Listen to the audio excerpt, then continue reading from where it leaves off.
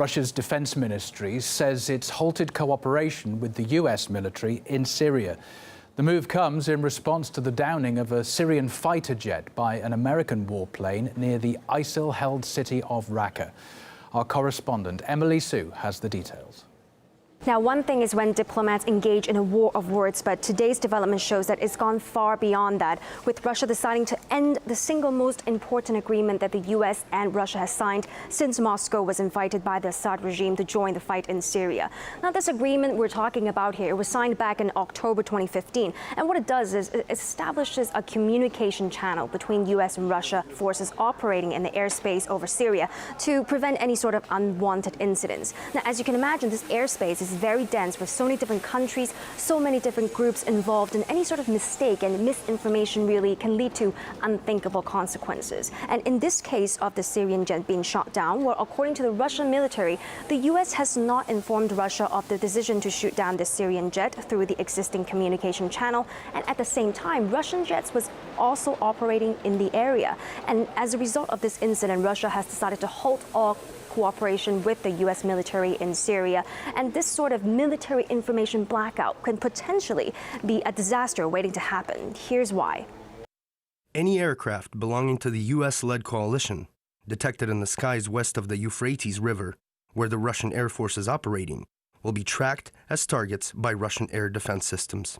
Now, on the Pentagon's part, they've insisted shooting down the Syrian jet was an act of self-defense. They say the Syrian jet were dropping bombs on SDF, the Syrian Democratic Forces positions near Raqqa.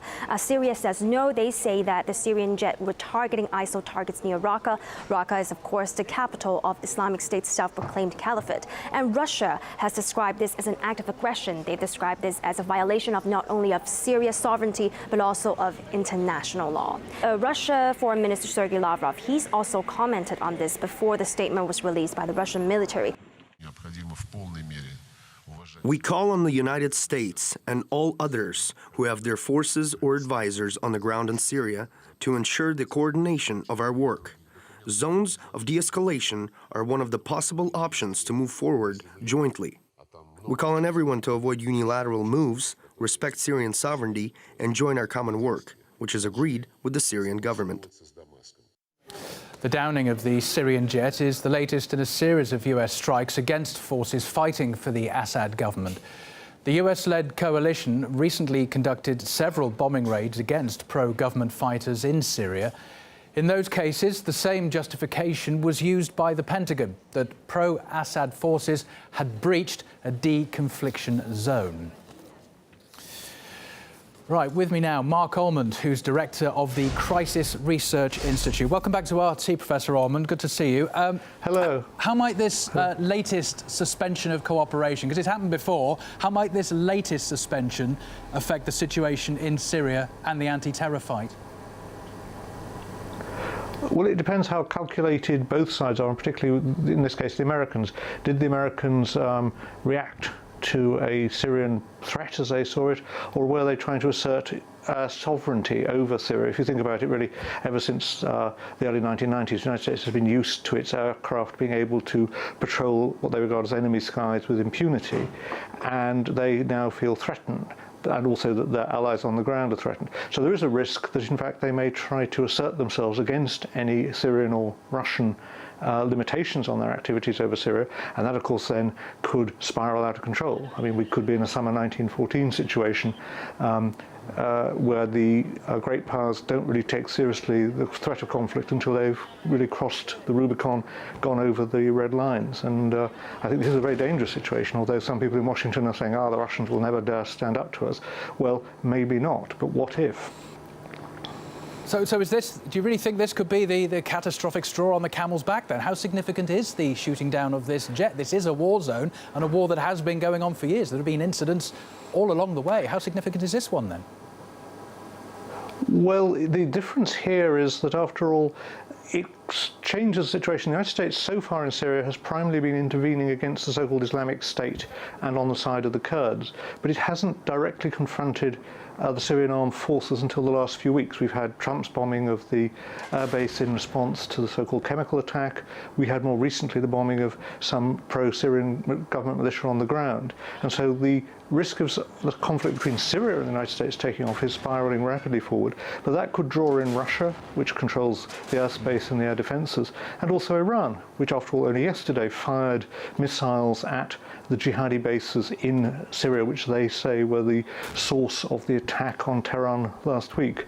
So we have a multiple layered set of people in conflict, and the danger is that each is pursuing their own agenda, and each is trying, as it were, to assert itself. The Americans in this case want to defeat ISIS, but they don't want the Syrian government or the Russians or the Iranians to get any credit for that. So they're playing a kind of complicated game whereby they attack ISIS with their forces on the ground and in the air, but whenever the Syrian army approaches places where ISIS is operating, suddenly the United States says that's a threat to its ill-defined coalition of forces on the ground. Of course, the other complication is they're not all working to the same map either, are they? The Americans have come up with these so-called deconfliction zones that no one else is particularly party to or even agreed to. How much more muddy does that make the waters in this?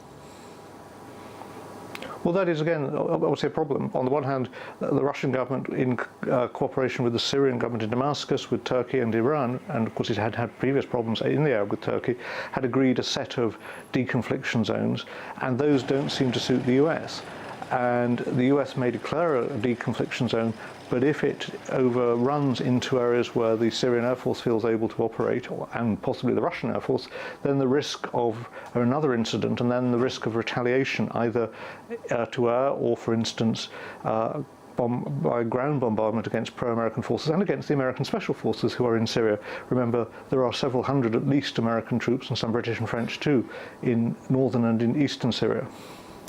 What do you make of the conflicting reports from both sides here? The US insists that the Syrian plane was bombing its allied forces. Russia says it was targeting ISIL. It's quite pivotal to get to the bottom of exactly what it was doing, isn't it? Yeah. So the exact nature of what was going on obviously could be confused by the fog of war. It is possible that the pro-US militia on the ground had occupied positions that previously ISIS had had, and that the Syrian plane was bombing places that were no longer controlled by ISIS. We've seen this happen before in the north of Syria with the Turks and the Syrians in risking conflict with each other. The other problem is that, as I say, the United States has been very unhappy about Syrian army and Syrian government militias approaching the border with Iraq, because ironically on the ground in Iraq there are many Shiite militias who are on the side of the United States against ISIS, but they're also on the side of Assad vis-a-vis his enemies in Syria, who of course the United States tends to support. So the United States does not want a common border to be created between the Syrian government-controlled territory and Iraqi government-controlled territory, because that Iraqi government-controlled territory suddenly shifts in Washington's mind from being friendly territory to being friendly to Assad, and therefore hostile to the US and its friends on the ground. It's a very, very messy situation, and therefore highly risky, because there are so many different layers playing out at the same time that there is a risk of miscalculation or an attempt to be too smart, and an attempt to see if you can engage in brinkmanship and face down the other side on the various sides taking part in this. And if somebody makes another miscalculation, the risk that somebody feels they have to retaliate, and so you get a cycle of growing conflict between these various considerable powers, is really very, very dangerous. And we just don't really know who's making policy in Washington. Is it Donald Trump? Is it General Mattis? It's a situation, again, terribly reminiscent of 1914, when people didn't know who was really in power in Berlin. It turned out it was the generals, and that possibly wasn't a very good idea. Maybe that's the case now in Washington. OK, I appreciate your insight on this as ever. Mark Allman, Director of the Crisis Research Institute, thank you for that.